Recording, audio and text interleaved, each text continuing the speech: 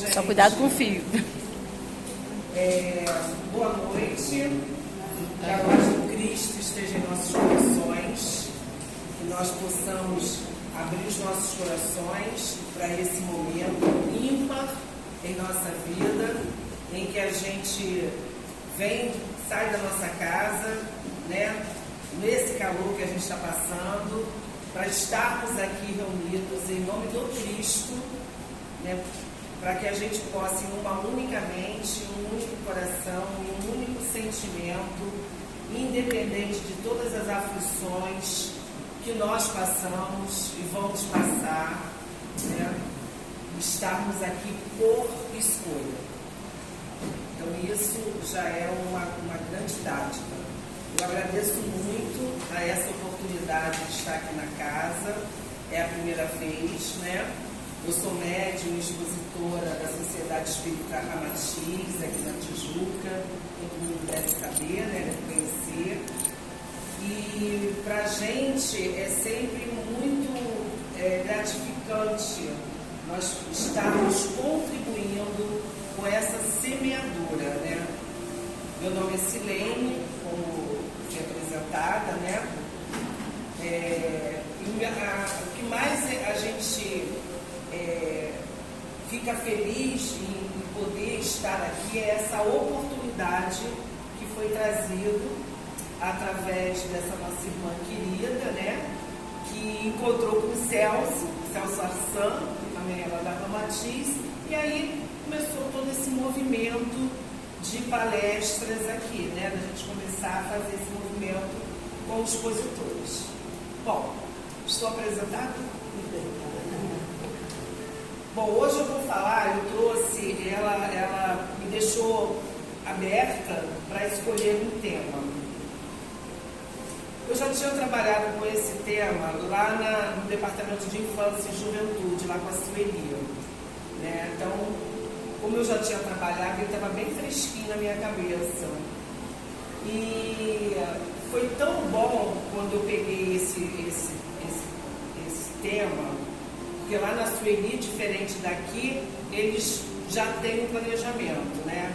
Então eu falei, vou poder tal dia, e o dia era esse tema. Eles têm todo também um estudo, né? Já mais ou menos mastigadinho, é claro que depois sai junto com o nosso aprendizado, o nosso estudo, e mais os guias, né? Os meus guias que estão aqui, os nossos, que estão aqui incentivando esse momento. E aí eu fui apresentada, quando eu li esse tema, né? Eu falei, vou querer esse dia, né?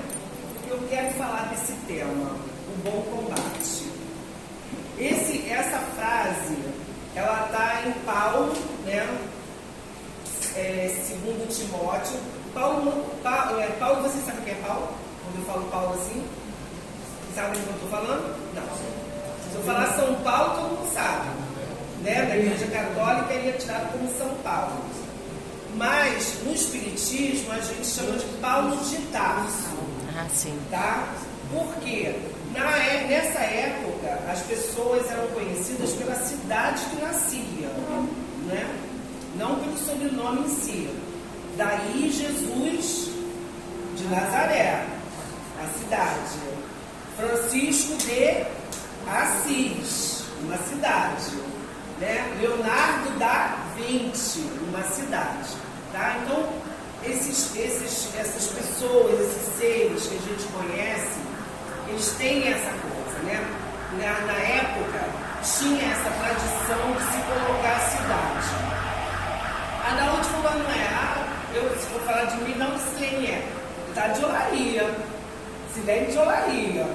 Né? Então, a gente se conhece, né? Sim. Seria assim. Mas tudo bem. Agora não, a gente vai pelos nossos sobrenomes, de papai, de mamãe. Então, com Paulo, passa a ser Paulo de Tarso. Porque ele é da cidade de Tarso. E aí, Paulo, ele, quando sai a peregrinar o cristianismo, quando ele vem falar de Jesus, ele é tirado dentro da religião, seja ela qual for, né? Pode ser uma protestante, né? Saulo está lá, né? Paulo está lá, né? Antes era Saulo, eu vou chegar nessa conversa. Então, Paulo está lá. Se falar na Bíblia do católico, São Paulo está lá. Então, ele foi um grande... ele difundiu o cristianismo, né? Pedro é tirado como aquele que também semeou o cristianismo depois de Jesus, né? Todos os discípulos saíram a semear, mas semearam entre os seus, porque os hebreus têm isso, né? Eles são do Deus único, e aí ficou entre eles. Mas Paulo saiu para os gregos, né? Foi para tudo quanto foi lugar, falando que eles chamam de gentios, quer dizer, que os outros, falando, semeando o cristianismo, né? Falando de Jesus. Bom, esse é Paulo de Tarso. E aí na Bíblia, que Bíblia é uma palavra que é um coletivo, tá? É um coletivo. Então, quando a gente fala Bíblia, nós estamos falando de uma coleção de livros, de um grupo de livros, tá? A Bíblia, ela inicia com o primeiro livro, que é Gênesis, que fala do começo de tudo. E aí vem aquele começo de tudo e vai terminar em outro livro que nós chamamos de Apocalipse. Começa com Gênesis e acaba com Apocalipse, né? Nesse meio aqui, nós vamos ter o Evangelho de Jesus, que a gente chama de Novo Testamento, mas que está na Bíblia também, faz parte desse grupo. O Novo Testamento é a história de Jesus. O Antigo Testamento, a gente vai encontrar na Bíblia falas, né, de profetas do passado. Né? A gente vai achar Jeremias, Elias, João Batista, todos esses profetas do passado. Com a chegada de Jesus, houve-se uma nova era. Tanto que o nosso calendário é um calendário cristão. Ele começa a contar da data de Jesus para cá. Por quê? Porque Jesus revolucionou. Foi uma nova era, foi um novo movimento, foi um novo, uma nova visão de vida. Então, daí em diante, os cristãos tomaram o calendário como daqui em diante uma nova vida. E aí ficou 1, 2, 3, 4 e 5 até chegarmos hoje a 2023. Tanto que a gente fala, Jesus esteve aqui há 2023 anos atrás, correto? Então, nesse período, foram o Evangelho, o Novo Testamento, ele é contado por 4 apóstolos, né? 4 discípulos de Jesus foram os 4 evangelistas, isso oficiais. A gente sabe que tem muitos outros que contaram a história de Jesus, mas que não estão nessa Bíblia, nesse grupo de livros. Né? Então, quem são esses evangelistas? João, Mateus, Marcos, Lucas, João, Mateus, Marcos, Lucas e João. Nessa ordem. Então, esses 4 contaram a história de Jesus. E o Novo Testamento, no Antigo Testamento, a gente vai encontrar nesse grupo de livros na Bíblia, nós vamos encontrar as epístolas de Paulo. O que é isso? Cartas de Paulo. Ele estava preso lá não sei aonde. Aí ele mandava carta para aquela cidade onde ele passou, deixou João Evangelista, que ficou lá em Efésio com Maria, depois que Jesus morre. João abraça Maria, né? Jesus fala para João: filho, eis aí a tua mãe. Mãe, eis aí teu filho. Então, João abraça essa mãe, né? E fica com ela até o final dela. Então, Paulo, ele escrevia a carta para todo mundo, para dar força, para dar ajuda, para incentivar, para o pessoal não desanimar. E aí, no final da sua carreira, digamos assim, ele, sentindo que estava próximo do seu desencarne, ele escreve essa carta para um amigo, se chama Timóteo. Então é a segunda epístola para Timóteo. Está lá na Bíblia. A gente vai encontrar esse texto no Timóteo, capítulo 4, versículo 7, onde ele diz: combati o bom combate. Está no finalzinho. Acabei a carreira, guardei a fé. Então é isso que a gente vai falar hoje.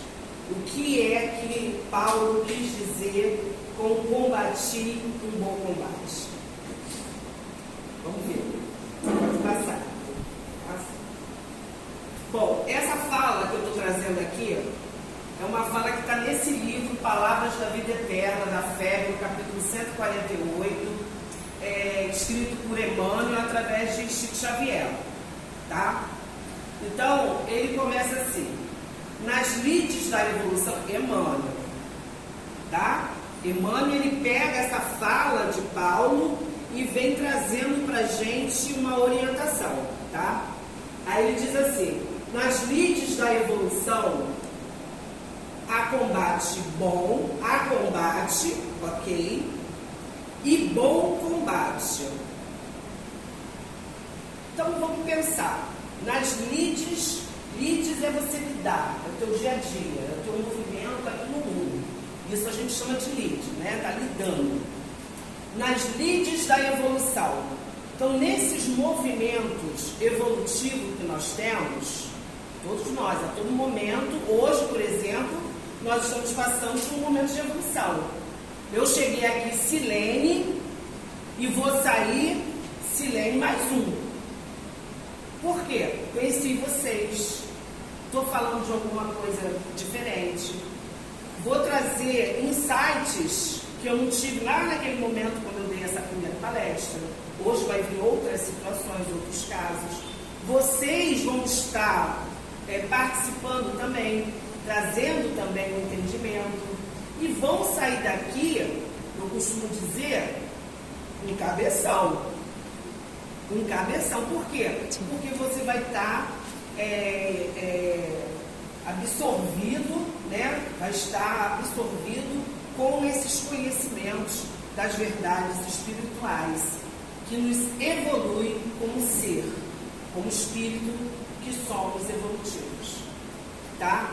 Então, Paulo, ele fala, Emmanuel começa a explicar dizendo assim: nessas lides da evolução, há o combate e o bom combate. Então, qual a diferença? O que é? Há o combate e há o bom combate. Alguém tem uma sugestão? Eu tenho, seria incapaz de sintetizar. Uma palavra. Combate, o que você imagina? A lide é as lutas da vida. Essa independe da gente prestar atenção ou não, elas existem. E o bom combate é quando a gente dá atenção para esse combate e evolui através dele.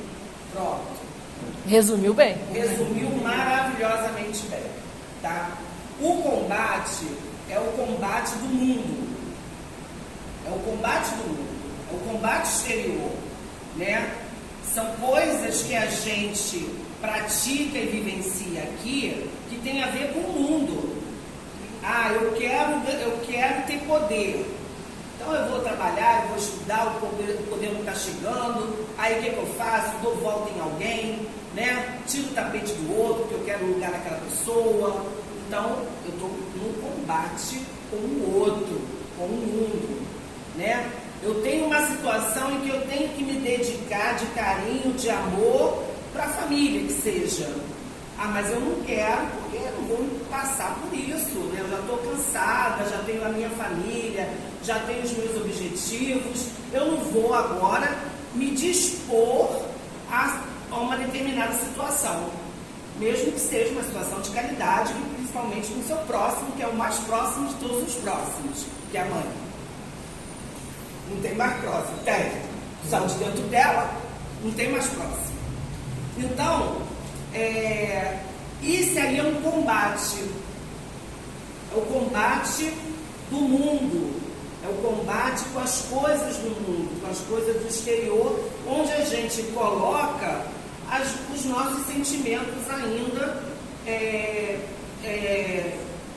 imperfeitos, digamos assim, tá? Não gosto muito dessa palavra, mas vamos dizer primários, sentimentos primários, né? Nós estamos aqui para nos aprimorar, para lapidar esses sentimentos, e não tem outra forma da gente lapidar esses sentimentos se não for através das nossas relações com o mundo. Não tem outra forma, tá? Você vai para a erraticidade, vai ficar lá de bobe, mas depois você vai ter que voltar. Por quê? Porque você tem que aprender o que é amar incondicionalmente. Porque é muito fácil você falar assim, eu amo incondicionalmente. Dá um problema para tu resolver, para ver se tu vai amar mesmo. Vai que tu vai encarar. Levar o outro ali, no colo. É muito fácil a gente falar, bonitinho, a Silene ama incondicional. É pegar no colo para levar para a vida. Tá? Então a gente tem que aprender o que é essa palavra primeiro, para depois a gente começar esse movimento desse amor incondicional. O movimento do amor incondicional é o bom combate. É o bom combate. Porque você está fazendo um combate contigo mesmo. É um combate do interior. É um combate de uma transformação. Você sabe que aquilo ali vai te ocupar tempo, você já está super atarefada, você já tem N compromissos, mas você sabe que você tem que fazer. Dentro de você está dizendo que aquilo ali te pertence. E para você ser melhor, você precisa encarar essa. Então você vai fazer o que você tem que fazer e vai agregar aquela situação na tua vida também. Vai ter sofrimento, vai ter dor, vai ter tudo isso. Mas você vai realizar. Então é um bom combate. Quando você atua dentro de situações divinas que vão te fazer uma pessoa, um ser melhor. Porque é o que nós estamos fazendo aqui. A gente não veio para cá para passear, nem para passar esse calor aqui não, gente. Não viemos aqui para isso. Pode falar. Isso realmente é muito importante e é bom. Todos nós sabemos, é super importante. A gente, isto aqui, esse combate, serve exatamente para lembrar. Exatamente. Porque se todos nós fizermos uma parte. Como é seu nome? José. Seu José, o senhor falou tudo. Não é à toa que o nome de José é pai de Jesus. O que acontece? A gente sabe, se perguntar aqui, nós espíritas, nós sabemos que temos que cultivar o amor, que a gente tem que ser próspero, que a gente tem que ser caridoso, mas colocar em prática. Permitir sempre o melhor. Isso é o melhor combate. Melhor combate que tem, gente, não sei se está dando para ouvir o que ele está falando, é você transmitir o seu melhor. Esse é o melhor combate. Aí vamos ver o que Emmanuel fala. Emmanuel diz assim, no combate, quer dizer, no mundo, no combate do mundo, o que a gente vê? Visamos aos inimigos externos.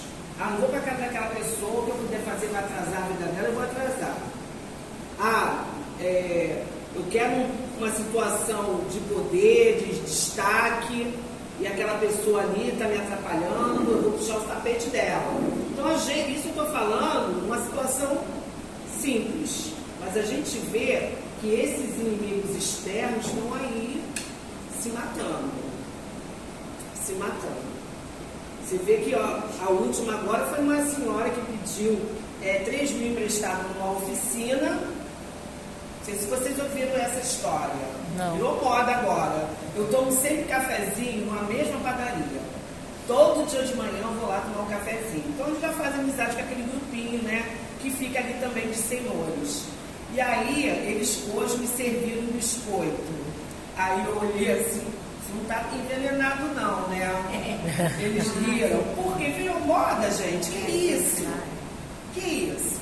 Essa senhora pediu 3 mil emprestado, um cara de uma oficina, aí ele começou a cobrar.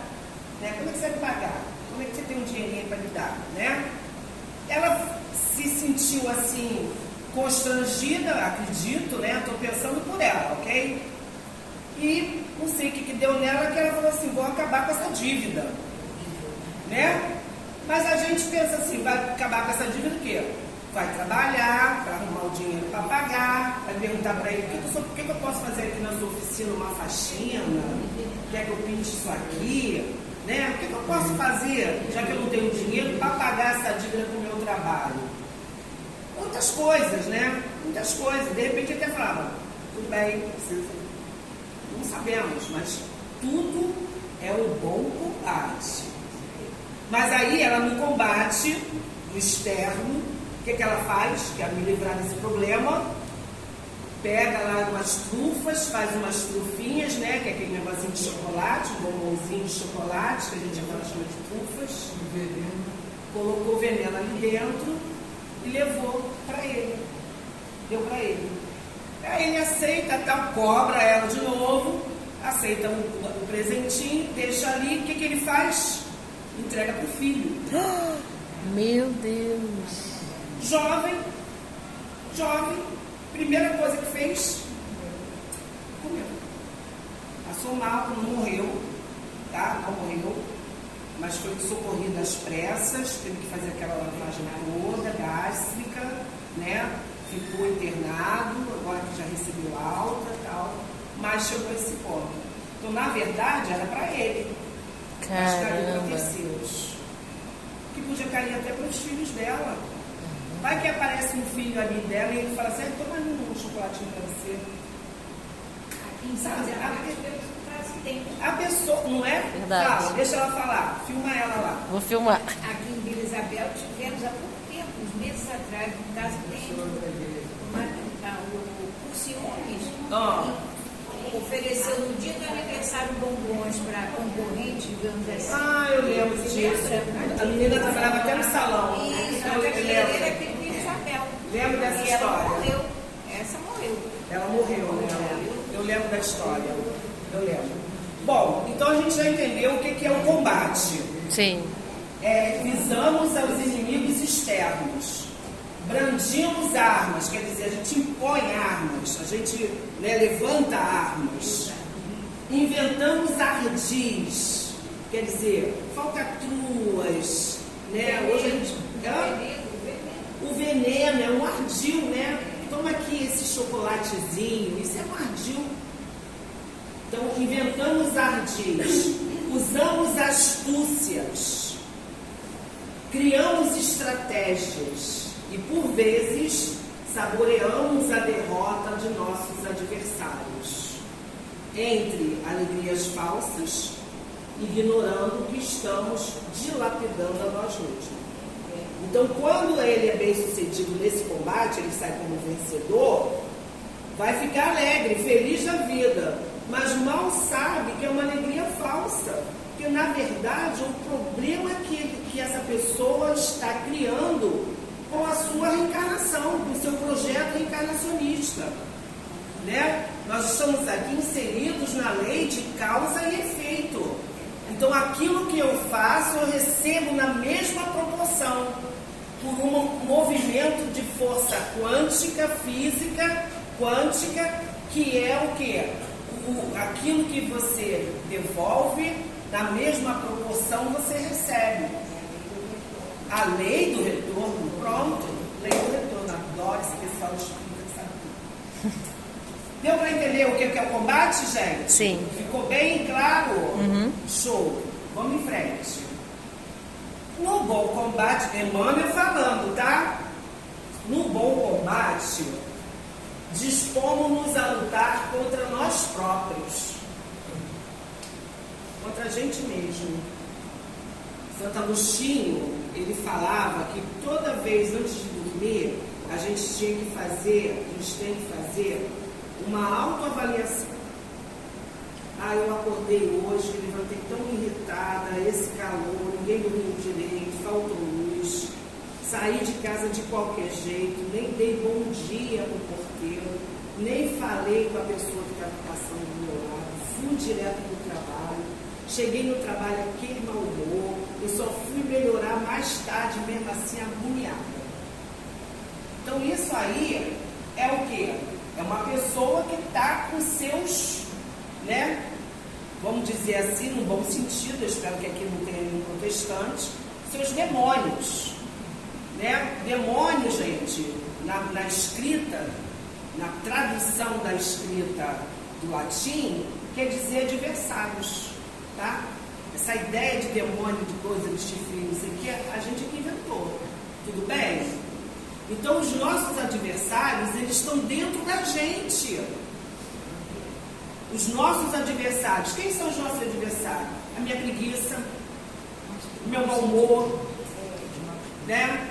A minha ambição, a minha vaidade, a minha luxúria. Fala, seu José. Falta de amor. Falta de amor. E por aí vai. Egoísmo, que é o pior de todos, né? De Jamatiz. Arrogância, prepotência. Então isso, quem não tem? É verdade. Fala aí. Quem é que pode jogar a primeira pedra? Qual de nós aqui que é puro? Porque foi isso que Jesus falou quando a mulher adúltera foi jogada nos pés dele e o pessoal, para testá-lo, para ver se ele ia contra as leis judaicas, eles perguntam assim, aí ó, essa mulher adúltera, o que a gente faz com ela? Ora, eles têm as leis deles, eles sabem o que faz. Aí Jesus falou assim, o que está escrito na lei? Jesus, ele ficava assim, ó, tinha um pedaço de mesa, né, de barro e tal, ele ficava assim, nesse momento, como se estivesse assim, falando com criança, rodando a mãozinha assim, ó. O que diz a lei? A mulher caída aqui. Aquele que for puro, ou aquele que não tiver pecado, trazendo para a linguagem deles, tá? Aquele que não tiver pecado, que atire a primeira pedra. Aí Jesus, ok, cumpra-se a lei. Entre vocês que não tiver pecado, aquele que for puro, pode jogar a primeira pedra. Alguém jogou? Não. Ninguém jogou. Porque nesse momento, Jesus fez com aquelas pessoas o que Santo Agostinho pede que a gente faça. Que a gente, no final do nosso dia, a gente faça uma autoavaliação. O que eu fiz durante o meu dia? Acordei de mau humor, não falei com o porteiro, né? Mas eu fui servir não sei quem, mas também eu agradei fulano. A gente não faz só coisa ruim, pelo amor de Deus, né? Mas no final do dia, pensa, o que você poderia ter feito melhor que você não fez? É o que o seu José está falando aqui. A falta de amor, né? Coisas que você tem que dar o seu melhor, mas na tua pressa, no teu desânimo, na tua irritação, você acaba desagradando ou deixando de fazer. Então, gente, esses são os verdadeiros inimigos que nós temos. Esses são os verdadeiros adversários que estão dentro de nós, tá? Então, no bom combate, nós dispomos a lutar com nós próprios, assestando baterias de vigilância, quer dizer, prestando atenção no que a gente está fazendo. Não é levar a vida igual o Zeca Pagodinho. Não é, gente. Deixa a vida me levar, vida leva eu. Não é. A gente não veio para isso. Não veio, tá? A gente veio para a gente prestar atenção no que a gente está fazendo. E aí, Emmanuel fala isso, assestando baterias de vigilância em oposição, quer dizer, contra aos sentimentos e qualidades inferiores que nos deprimem a alma. Então, nós temos que ter atenção nesses sentimentos que eu falei, primários, né, para a gente tentar aí colocar uma bandeirinha vermelha, uma bandeira de alerta, né? Poxa, estou assim, com esse sentimento agora de ciúme, né? Estou com esse sentimento de ciúme. O sabe, pedir a Deus para afastar esse sentimento, enfim. Bom, agora, o combate, ele chumba-nos o coração à crosta da terra, porque a gente fica pegado. Sim. Né? A pessoa que fez aquilo, como é seu nome? A que a dona Lúcia estava falando, que aconteceu aqui em Vila Isabel, foi muito documentado que eu escutei, a pessoa está chumbada à crosta terrena. Hoje nós estamos chumbados, né? Nós estamos aqui chumbados. A gente está vivendo no planeta Terra, nós não vivemos dentro do planeta, nós estamos fora do planeta Terra. Tudo que tem, casa, água, mar, tudo é no planeta, em cima dele, porque dentro dele é magna, é terra, né, quentura, tudo, núcleo da terra, tudo aberto. Por fora é que tem luz isso. E por que a gente não está voando? Se a gente está no espaço, a planeta Terra está aqui, a gente está em cima, por que a gente não está voando? Porque estamos chumbados. A força de atração do nosso planeta é tão grande que nós ficamos aqui, tanto que, né, Darwin já pensou, né, que quando jogava para cima, caía, tudo cai, né? Por que isso? Porque a força de atração nos puxa para baixo. Agora, o espírito, ele só vai ficar chumbado porque ele não tem mais matéria, não a matéria como a gente conhece, a matéria do corpo físico, né? O espírito, por que ele vai continuar chumbado, preso aqui no planeta? Por causa das dificuldades do combate que ele realizou e que ele vai ter que acertar, vai ter que dar conta disso. Se não for nesta encarnação, vai ser em outras, enquantas forem necessárias. Nicodemos, um doutor da lei, um sacerdote estudioso da lei, ele reconhecia que Jesus era o Messias, falado lá pelo Elias, pelo profeta Elias. Virá um Salvador que irá nos salvar, que é o grande Messias, irá nos salvar o mundo. Já falava essa profecia, Elias. E ele ainda dizia, e eu vou batizá-lo. Eu irei batizá-lo. Aí passou, né, o tempo passou, a correr. Chegou naqueles dias, Nicodemos e todo aquele povo hebreu não enxergava em Jesus o Messias. Por quê? Eles estavam vivendo o combate. Eles queriam ter uma posição junto com o pessoal de Roma. Eles eram escravos ali de Roma, né? A colônia de Roma. Então, os sacerdotes do Sinédrio, os doutores da lei, os estudiosos da lei, os fariseus, eles tinham um poder que os romanos deixavam eles terem esse poder dentro do povo dele, até para que eles pudessem controlar. Então, um cara que chega dizendo que vai fazer, que vai acontecer, que vai revolucionar, que não sei o que pode ser o Messias, o povo começou a, nossa, o Messias, começou aquele rebuliço. Nicodemos, o sacerdote, percebe que Jesus é o Messias, mas não vai contra a galera, porque senão iam tirar ele do poder, ia jogar ele para não sei aonde, né? Ia excomungar a família, aquelas coisas. Aí ele vira para Jesus, escondido, e fala assim, mestre, como eu faço para encontrar o reino dos céus? Está lá no Evangelho segundo o Espiritismo, tá, gente, essa passagem. Como eu faço para encontrar o reino dos céus? Aí Jesus fala para ele assim, em verdade vos digo, que para que você encontre o reino dos céus, quer dizer, essa plenitude, essa verdade, esse amor incondicional, isso é o reino dos céus, não é um local, é um estado do ser. Então aí ele fala assim para ele, em verdade vos digo, para você encontrar o reino dos céus, é necessário que você nasça e renasça quantas vezes forem necessários. Naquela época ninguém entendeu. Se nós estivemos lá, a gente não entendeu nada. E hoje ainda tem muita gente que não entende. Mas naquela época a gente não entendia nada. Esse cara tá maluco, esse nazareno aí, barbudo, cabeludo, porque judeu é cabelo curtinho, né? Barba, mas cabelo todo curtinho. Nazareno é aquele cabeludo. Lá vai o nazareno. Então, ele fala isso mostrando que se você não nascer e renascer, voltar aqui nesse ciclo reencarnatório, você não tem como evoluir. Você não tem como evoluir. E aí você fica o quê? Chumbado na crosta terrestre.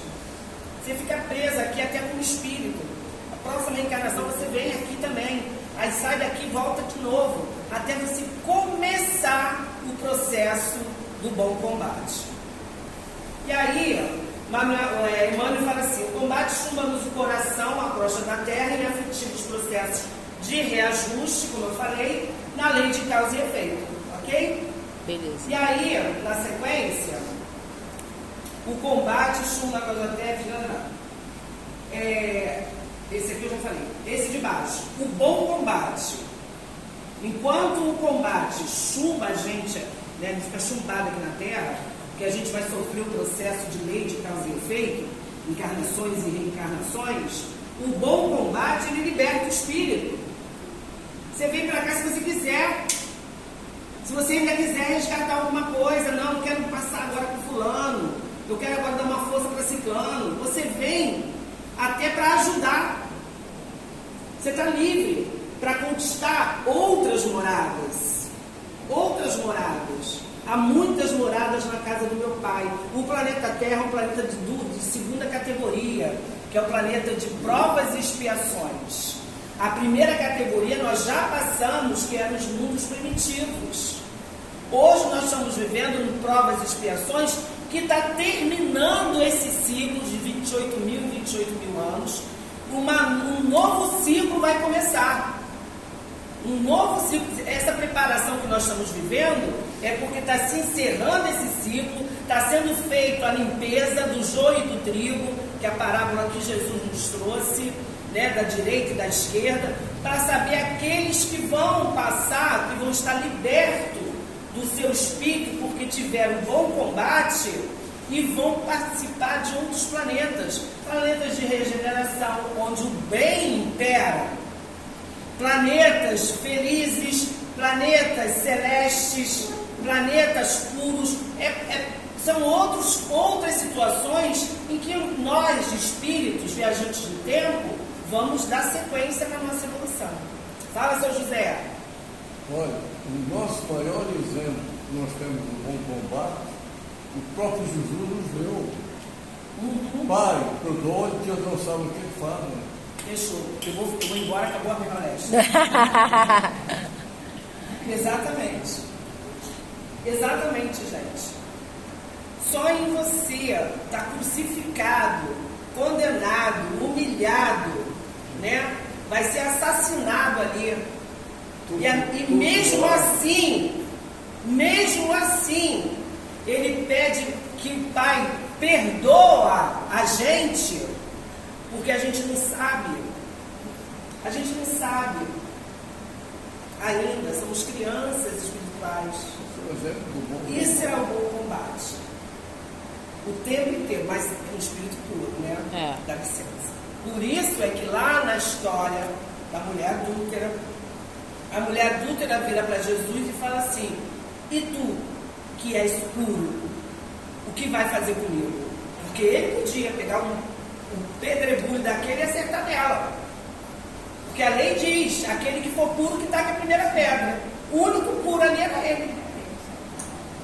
Aí no bom combate, que ele não está no combate desse mundo, joga a pedra nela porque é uma adúltera.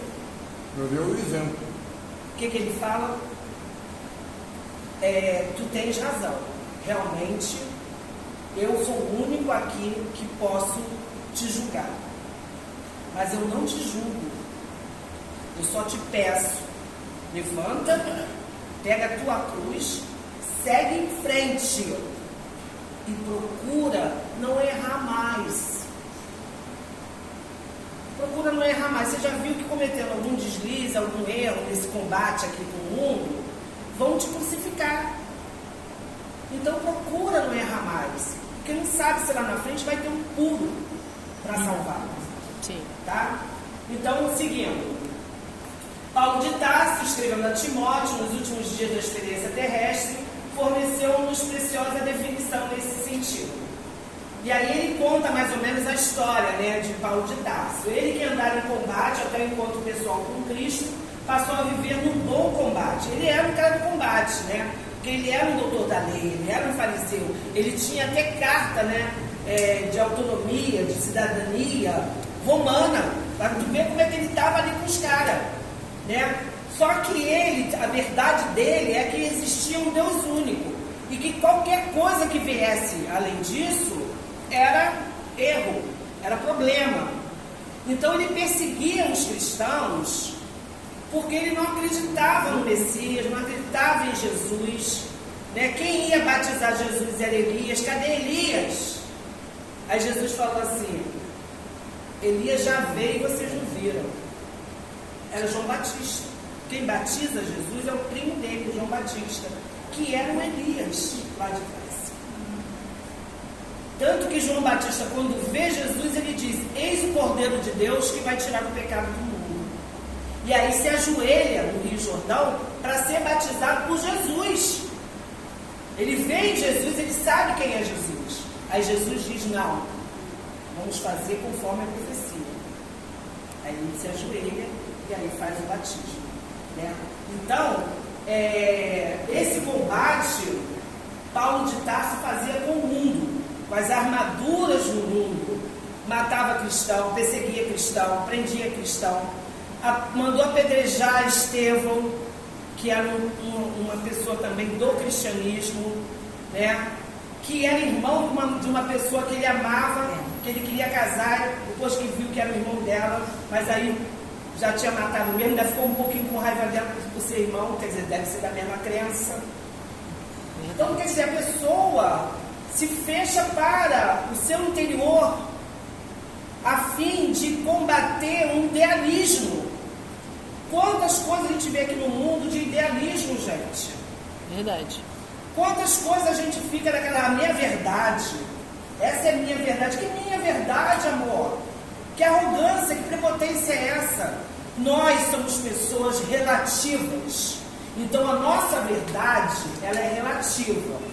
Ela é relativa com a minha cultura, ela é relativa com o meu ambiente, ela é relativa, o meu pensamento, as minhas ideias, é relativa com a minha nação. Sim.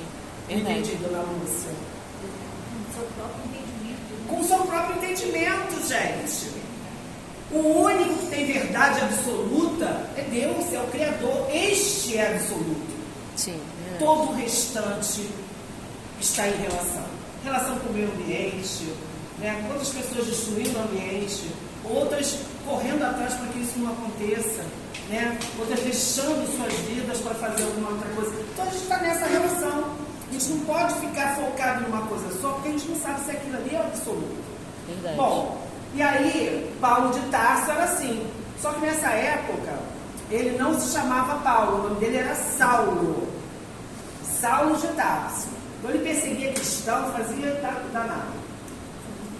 Desde a hora da entrevista com o mestre, que teve um momento que ele foi até Ananias. Vê meu tempo, hein?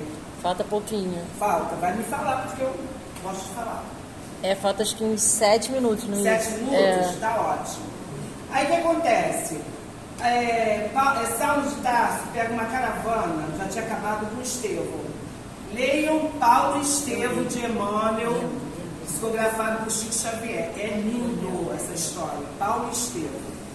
Então ele já tinha acabado com Estevão, o que ele faz? Agora eu vou atrás de Ananias, que também é o cara que cura. Que é isso? Que cura, que cura os leprosos, que atende as pessoas, está sempre trabalhando com aqueles que estão à margem. Que isso? Vamos acabar com ele. Vai fazer uma revolução aqui? Vai atrás. Arma um grupo e vai atrás. Arma-se, que o Mônio fala, né? com ardil, com astúcia, está no combate e vai atrás de Ananias. Só que para ir para Damasco, que é uma cidade, tinha que atravessar um deserto. Então, atravessando o deserto, no sol danado, o que ele faz? Cai, ele vê uma luz, ele fica meio tonto, cai e tal. Nessa tontura ele fica cego. E aí, o pessoal corre, meu Deus, é o sol, o que houve com ele e tal, né? Ele escuta, dentro da consciência dele, ele escuta uma voz dizendo assim: Saulo, Saulo, por que me persegues? Jesus falou para ele: Saulo, Saulo, por que me persegues? O que eu te fiz? Aí ele, naquele tranco, ele cai e fica cego. E aí o pessoal leva ele, entra para Damasco. A Ananias já todo escondidinho, né? Sabendo que ele já estava indo lá para pegar ele, ai meu Deus do céu, né? E aí Jesus vai lá em Ananias e fala: ó, Paulo, vai atrás de Paulo, procura Paulo, porque ele está cego e você que vai curá-lo. Aí Ananias, mas poxa, ele está vendo a minha procura, ele quer me matar, né? Mas ele faz o que Jesus disse, pela fé. Depois a gente vai ver ali o que a gente tem que fazer para manter o combate. E aí ele vai na fé. Chega lá, procura, cheio de medinho, mas vai. Ó, sou Ananias, Jesus pediu para eu te procurar, para eu te curar. E aí cura ele.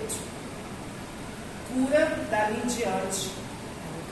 Esse cara que vivia numa cegueira, como a gente às vezes vive, querendo isso, querendo aquilo, a gente vive naquele combate.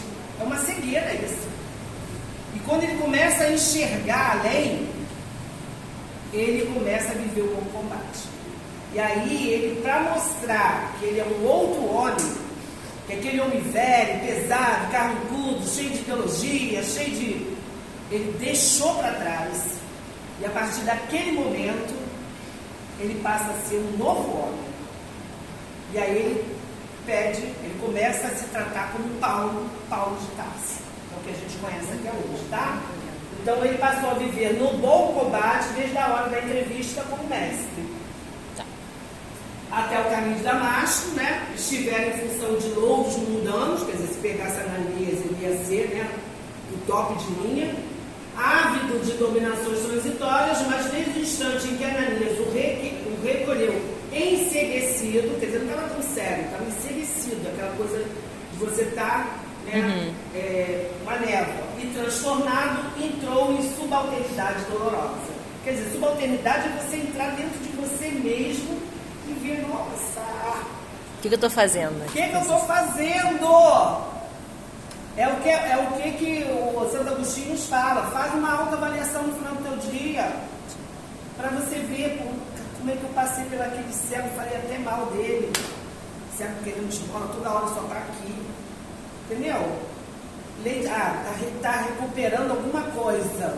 Eu sei que a lei de causa e efeito funcionando aí para ele. Gente, cadê a benevolência? O espírito gosta de falar muito isso. Cadê a compaixão? Se ele está passando pelo resgate dele, não é a gente que vai dar, está bem feito, está resgatando. Não, pelo amor de Deus, gente. Verdade. Isso é um combate. O bom combate é você ter benevolência, ter compaixão. Entendeu? Ele está na dor, ele está passando por um problema, talvez ele nem entenda que está passando. Agora, a gente que entende, a gente usa o nosso conhecimento contra nós mesmos. Porque para Jesus, a maior das caridades é a benevolência para com o outro. É a compaixão, é a indulgência para a imperfeição do outro. É você entender que o outro está naquele momento, está fazendo erro, mas está no momento dele. A gente tem que ter essa indulgência. E principal, o que o São José falou, perdão das ofensas. Perdão das ofensas. Essa fala que eu estou falando, da caridade como conhece Jesus, está no Livro dos Espíritos. Tá? A caridade como conhece Jesus é o BIP que nós comentamos entre nós. Benevolência para com todos, indulgência das imperfeições e perdão das ofensas. Vamos começar a praticar esse BIP para que a gente possa conquistar o nosso combate, o nosso bom combate aqui na terra. E aí, fechando, o que aconteceu com Paulo? Ele passou a ser Paulo, passou a ser agora dos cristãos. Será que ele ficou vivendo em glórias? Não, gente. O bom combate não quer dizer que você vai estar com ar-condicionado, não. Não é isso, não. Ao contrário, ele não era aceito mais pelo povo judeu e muito menos pelos cristãos. Queria ver tudo menos ele perto. Então ele foi incompreendido, desprezado, apedrejado, perseguido, encarcerado várias vezes, abatido e doente, mas jamais deixou de servir a causa do bem.